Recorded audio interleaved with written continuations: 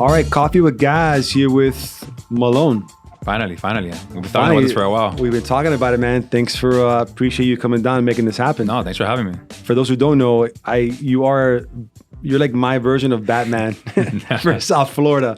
You got the Bruce Wayne during the day, and then Batman during night. In this city of Miami. So the man of many hats. The man of many hats. Yeah. And it's funny. We've connected.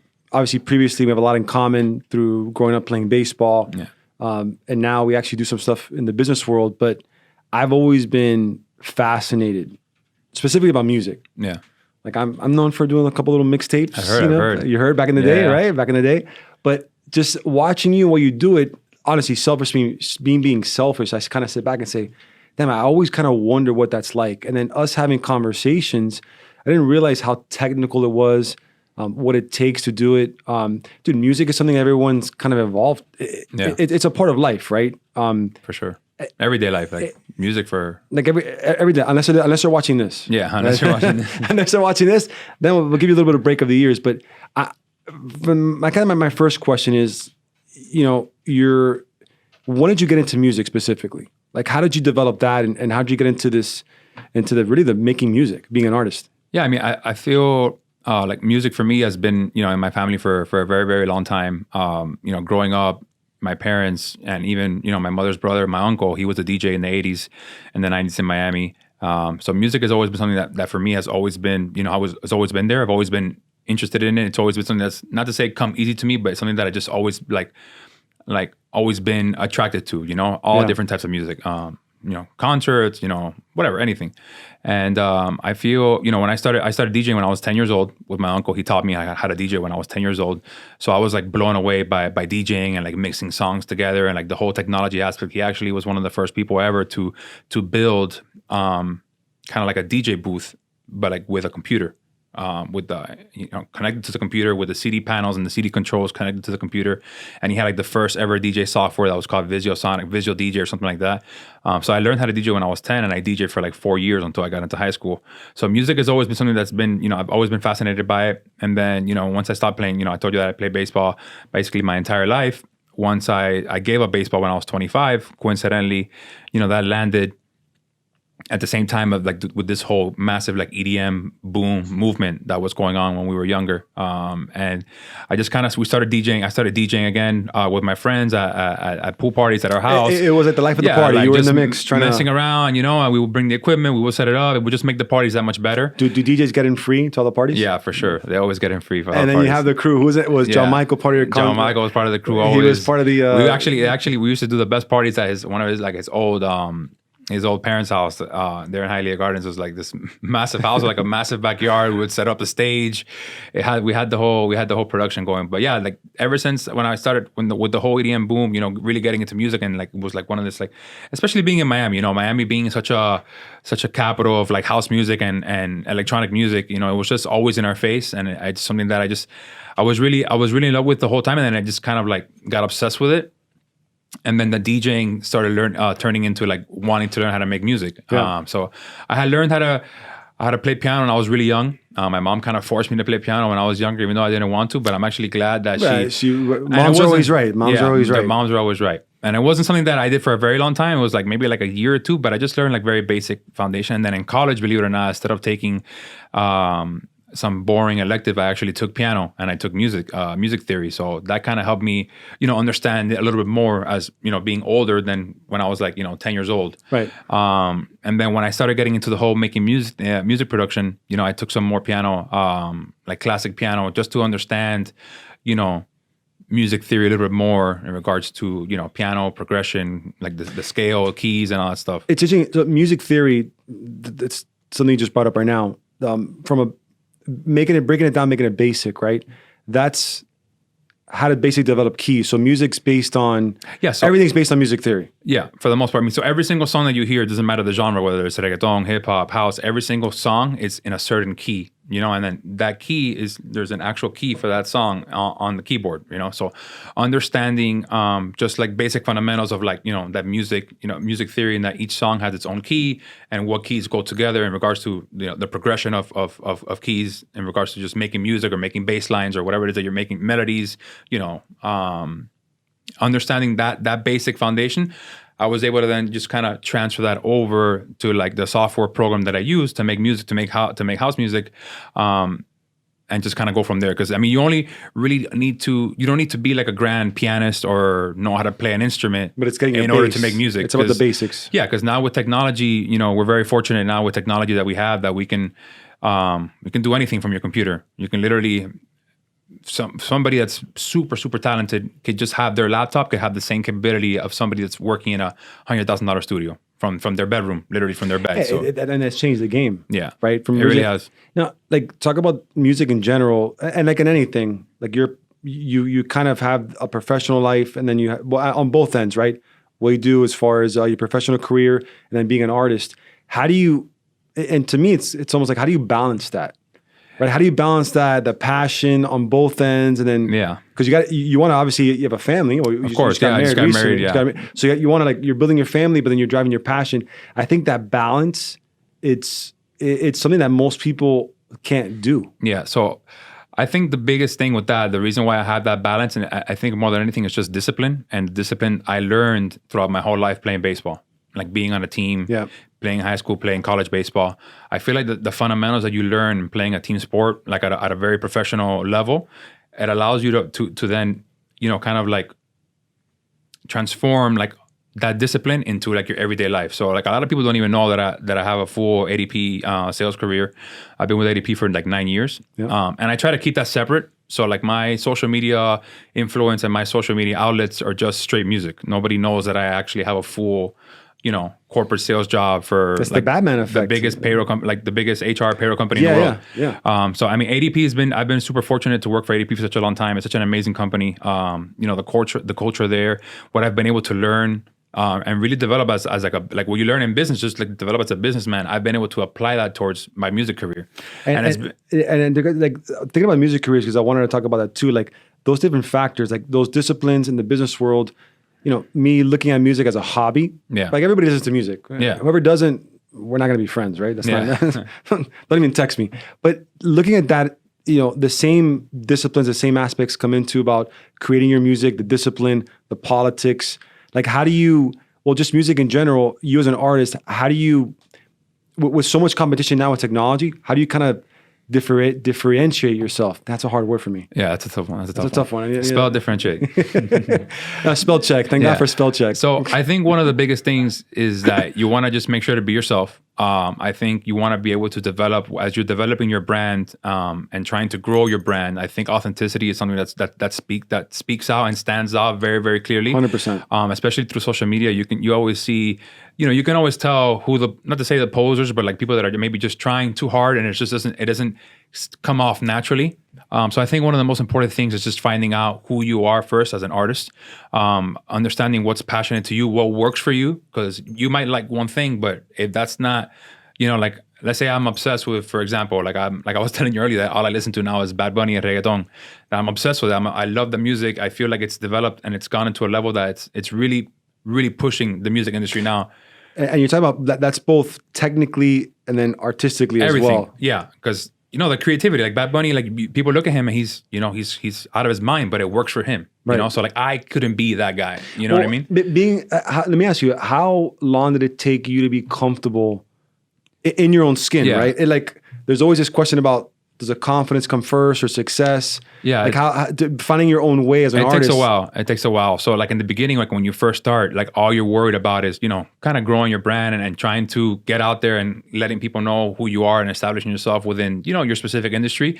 So in the beginning, you're really just worried about what people think all the time, So once you continue, I guess, to like work hard and you kind of go through, not to say the ranks, but like you kind of like start building it and kind of going to the next level and then playing here and playing this show and maybe having like one of your songs being played by like this artist, you start kind of developing that, not to say like early success into confidence, but at the same time, you always want to stay humble. I feel like one of the most important things is staying as humble as you can and not letting that success go to your head, because in the music industry, or maybe just like any industry, you could be hot for 1 second, but in the next second, like it's over, So that's one of the biggest balances is trying to obviously be super passionate and work really, really hard to get to a certain level. But once you get to that level, is how do you stay there? How do you maintain that level? You know, and not only for music, but for anything. I mean, it's just funny we talk about music, but it's the two careers you're building. But that, you know, music is just, I think, again, me as a novice, right? I don't know anything. I just love music as almost like a hobby, but it's the same disciplines, the same techniques, and finding your way, like putting yourself out there. Talk about authenticity. Now, that's what I kind of love about social media. And I was anti-social media until I wasn't. Until you weren't. Until I weren't. Yeah. Right? Until I wasn't. But once I figured out this either can expose you or validate you. And the only way to do this a lot is to be authentic. Yeah. Like you can't, imagine how exhausting it would be to put yourself out there and try to fake it. Yeah. It's a full-time job instead of just kind of being who you are. And I love that now using it to your advantage, you're able to connect with different people. You know, and what you're doing in the music world, that, you know, let me ask you, have you evolved as an artist? Like, are you continuing to still evolve? Yeah, 100%. So like when I first started out, you know, when I was 25, almost like, you know, I guess like 7-8 years ago, the music that was big back then isn't what's really big now. So I think one of the biggest things, not only with music, with anything, I think you need to be able to evolve, like, and quickly, because you always want to be ahead of the curve. You don't want to be in the middle or behind, because if you're still doing the same stuff that people were doing 3 years ago or 4 years ago in regards to making that style of music or playing that style of music, you're going to be left behind, because people are always looking for the next thing. Yeah. People, no, everybody. Yeah. Everybody. You make that point. And I've always, I don't know if it does make sense, but talking about it is like, in any kind of business you're in, it's got to be, you got to kind of exploit, like you got to make money. Everybody has to make money, right? How do you exploit what you're doing? But you always got to continue to explore like what's next. Exactly. We talked earlier and talking about adapting and exploiting it. How have you dealt with COVID? Like you're not doing as many shows. Yeah. So live shows anymore. I mean, we're lucky that we're in Florida. So Florida, for the most part, I feel like is the only place in the world that's open. So now the shows are starting to come back little by little. You know, people wearing masks. Like I was mentioning to you, Club Space, you know, it's tables only. So you're only allowed to stay within your certain area.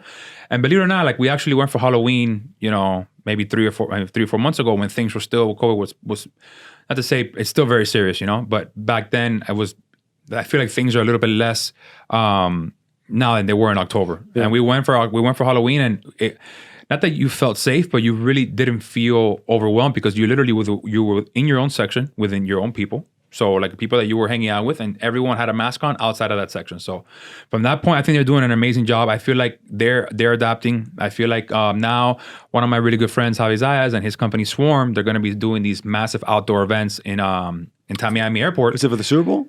Are you doing? Not for the Super Bowl. I know. I've seen Javi does a great job marketing himself. They're doing. I think they're doing that, but moving forward, they're going to be doing like live events. So now what they do is it's this model that I don't know who started it, but I know Insomniac from California has been doing an amazing job. So people you can go in your car and you can either you park and you're right outside your car, or now what they're doing is they're building little pods. So you have a massive stage in front, and then you also have, let's say, 2,000 people, and then you have little pods of 5 to 6 people to kind of roped off. So you're only allowed to stay within your own thing. So imagine like kind of having like your own little table or section at a concert. Nice. So yeah, I love that, man, how we continue to adapt. Yeah, look, I mean, people need to adapt because it's such a big industry. Like, look, the hospitality industry and the entertainment industry brings so much money. And they're the ones that suffered the most, man. Yeah, they really unfortunately, with COVID, they've been under attack. They really have. So yeah, so in regards to COVID, I haven't been able to play that many actual live shows. I've transitioned to, you know, doing live streams every single week. You know, I got together with Blondish, which is one of the biggest female DJs in the world. I saw it. On her platform and her label that's called Abracadabra. So every single Thursday, we do a live stream from Miami on Abracadabra TV on Twitch, which is absolutely amazing because it's allowed me to connect to so many people that didn't know who I was as an artist before, right? So on any given day, I'm playing a live stream and it's just me in front of the camera like how we are now, but there's, you know, anywhere from 5 to 30,000 people watching at any given point from their home. So the exposure is absolutely amazing, especially now in a digital world that everything is social media and everything is how fast you can get the information to people. Right. You know, being able, so for example, like when I play one of my new tracks for the first time, it hasn't been released yet and I want to just test it out. Instead of testing it out in a live crowd and seeing the reaction, now I test it out on a live stream with 20,000 people watching. And then I play it and then I announce it, hey, this is a brand new track. Let me know what you guys think. And then I'm looking at the feedback right away. I'm looking at the chat to see what people are saying and seeing what the reaction is. For the most part, people are very positive. You know, people are very positive and they're going to say nice things. So I don't think people are going to like, you know, take a shit on you on, can we curse? That's fine. Okay, Yeah, sorry. 2-2. I It's don't. okay. Yeah, I don't think people are gonna, speak negatively to you. Some people say crazy things in the chat, and all the time. But for the most part, the reaction that you get from a live show is a lot different than on the stream. But I mean, you adapt and you understand. You want to test out a new track. Why not test it out in front of 25,000 people that are watching you, live at the time? And I mean, so like playing in front of, but also too playing live in front of an audience, right? You kind of get a better feel too. 100%. You kind of read the room. Yeah, so react. This past Sunday, I was able to play a show. It's an open air thing. Another thing is that all the parties now are open air. So clubs, besides space, and there's not many that are open. All the events now are open air because it's a lot safer to be in an open air environment. And I played a new track for the first time at an open air at that party on Sunday, and the reaction was amazing. Like, it was probably the best reaction of all the tracks that I played in my entire 4-hour set. So it was really cool. It was cool to see. I hadn't been able to play it. I've had the track since May or June of last year, and I hadn't been able to play it once. So finally, I was able to play it, and the reaction was great. So it actually comes out next month, so I'm excited about it. I'm curious to know, when you're making music, right? And I think this goes for anything. Are you making it, like, what's that balance between making something that you like? Do you make it for you and you assume other people are going to like it? Or do you kind of make it for other people to like? What's that balance like? So that's probably the biggest struggle that an artist has, especially as somebody that's up and coming. I feel like you're kind of, not to say forced into making music that other people like, but if you're trying to establish yourself within a certain industry or a certain genre, you have to kind of abide by like what's really hot in that specific sound, right? At the end of the day, you still want to make music for you, and you want to put like your feeling and your touch and your overall, I guess, personal influence on a track. Your footprint, right? Yeah, your footprint on a track. Malone touch. But you also have to kind of like have a certain formula, kind of like what I was mentioning to you, with the actual foundation of a track, like how it works and how house music works. All these tracks have a certain formula to them. But yeah, definitely, when you're a really, really big artist that you've already made it, and you can't be affected by taking risk, it's very hard for an up and coming guy to, not very hard, you can still do it and it might work out for you, but also it could definitely backfire on you as well, right? So I think for me, especially since I've kind of changed my sound since when I first came out to where it is now.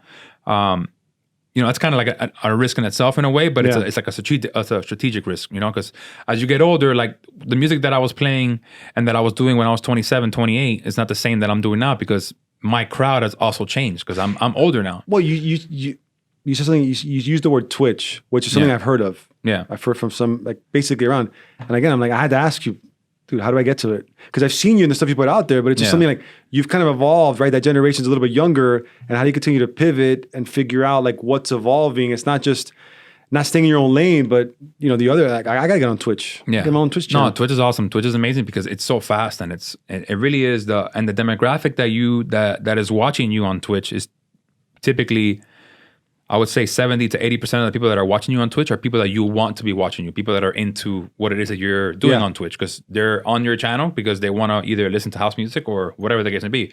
Or, for example, like the video gamers. So it's more, there's more of a narrow focus on your audience. It's not like you're going, like, this is going to go on YouTube and it's just out in space, Twitch right? is like very, very direct. Like when you go on Twitch, you have a list of channels that you want to go to, and they all have like a name. So according to the brand or whatever it is that you're looking for, if you want to go look at a video game or you want to go look at Ninja play, something, you're obviously going to go to his channel. But for us, like this specifically, Abracadabra TV, like everyone knows that belongs to Blondish, which is like one of the biggest, house music female DJs in the world. So people go there and they know what they're getting. They know that it's going to be house. Like, so the cool thing about house music is that within house music, there's like maybe like 10 or 15 different genres that works down. That kind of like in a way, filter into each other. Which is crazy, right? Because people think house music or think underground, and they think it's tiki. They think it's just tiki. It's the one thing, but it's so much more technical. It's so much more technical. There's so many genres. Like you have Afro house, you have deep house, you have tech house, you have techno, you have minimal deep tech. There's literally like 7 different genres within the same genre almost, which is really cool because that it allows you to be unique in the sense that you don't have to kind of stick to like one thing. One of the cool things that I've been doing is kind of like combining, a mixture of 3 genres into one, kind of like in my sets, like kind of taking people like on a little bit of a journey, because it gets a little boring. Not to say it gets a little boring, but the same sound for an hour, 2 hours, or 3 hours, it does. It does get a little bit boring. No, after a while. and you're always gonna, and just you being competitive, you're always gonna want to push yourself as well. And it's about the art of being able to mix those genres together, and not to say get away with it, but for it to be cool, for it to flow. You know, that's what I like to do. Is it fair to say like music, because you obviously everything is kind of repurposed? Like, is it fair to say that no one really invents music, but they kind of repurpose it? Is it more about innovating than creating at this point? I think it's a good mix of both. I think if you can create a really, really strong original, track from scratch, it's amazing. History shows that typically people that get an old sample from the 70s or 60s or 80s and make it their own, like a new version of it, those songs typically tend to blow up a lot faster than an original because people already know what it is, it's like a subliminal message. Exactly. They've already heard it in the past. It's just like, believe it or not, you have to give a lot of credit to these guys like back in the day in the 60s and 70s because the music that they were making is unreal. With no technology. With no technology. And believe it or not, even those people sampled people from early in the day. So there's different... It's crazy. Like you go into and you really look at some of these like really, really massive songs in the history of time and they all come from old samples from back in the day. Like a different version, like they put their flip on it, but it's all there's that exactly. I remember growing up. Was it the Vanilla Ice Baby? Remember he got some heat, right? Yeah. And that was like I think the first CD I ever bought, or not a CD, first cassette tape, Ice Baby. I remember the whole heat about repurposing an older version, and Ed Sheeran got sued by TLC because his famous I forgot what the Ed Sheeran song is. Yeah, he basically ripped off No Scrubs, like the hook and the melody from No Scrubs, and made it into one of his like most famous songs ever. And they sued him, and he had to pay a lot of money to TLC. Talk about Ed Sheeran hit until I saw his picture. Yeah, super talented guy. I mean, that guy's a beast. So, for example, a guy like that, super talented, an amazing musician, he still samples other people from back in the past because it's not that it's easier. It's just if you can make something that was in the past that was really good, but you can make it even better. It's a guaranteed formula for success. It's more strategic. Yeah, for sure. So a lot of people, what they do is obviously if you get to a point that you're big enough of an artist that you're getting asked to officially remix massive songs or redo massive classics, that's the goal. But for the most part, if you're an up-and-coming artist, DJ, producer, and any form of music, whether it's hip-hop, reggaeton, house music, electronic music, whatever the case may be, putting your own little flip on one of those songs and hoping it blows up, that's the ultimate thing. And getting all these big artists to support your music and play it. And that's how you get the exposure to then support when you release your own original stuff as well. Yeah. There's a method to the madness. For sure. There's a method to everything.